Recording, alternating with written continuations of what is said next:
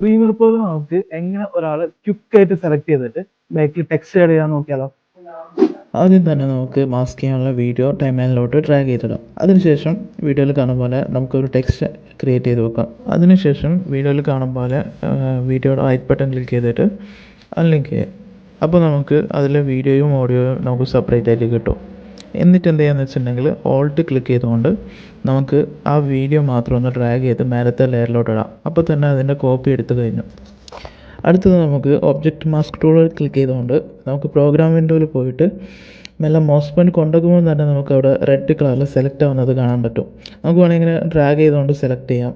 പിന്നെ നമുക്ക് ഒരു സെലക്ഷനും കൂടി ഇതിൻ്റെ കൂടെ ആഡ് ആക്കണമെന്നുണ്ടെങ്കിൽ ഷിഫ്റ്റ് ക്ലിക്ക് ചെയ്തുകൊണ്ട് നമുക്ക് ആഡ് ആക്കാം. ഇപ്പോൾ ഒഴിവാക്കണമെന്നുണ്ടെങ്കിൽ ആൾട്ട് ക്ലിക്ക് ചെയ്തുകൊണ്ട് നമുക്കത് അൺസെലക്ട് ചെയ്യുകയും ചെയ്യാം. ഇനി നമ്മുടെ സെലക്ഷൻ നമുക്കൊന്ന് ട്രാക്ക് ചെയ്യാം. അതിന് നമുക്ക് ഫോർവേഡ് ഓപ്ഷനും ഉണ്ട്, ബാക്ക്വേർഡ് ഓപ്ഷനും കാണുന്നുണ്ട്. ഇനി അതിൻ്റെ സെൻട്രലുള്ള ഐക്കൺ ക്ലിക്ക് ചെയ്യുന്നുണ്ടെങ്കിൽ നമുക്ക് ബാക്ക്വേർഡും ഫോർവേഡും ഒരുമിച്ച് തന്നെ ചെയ്യാം.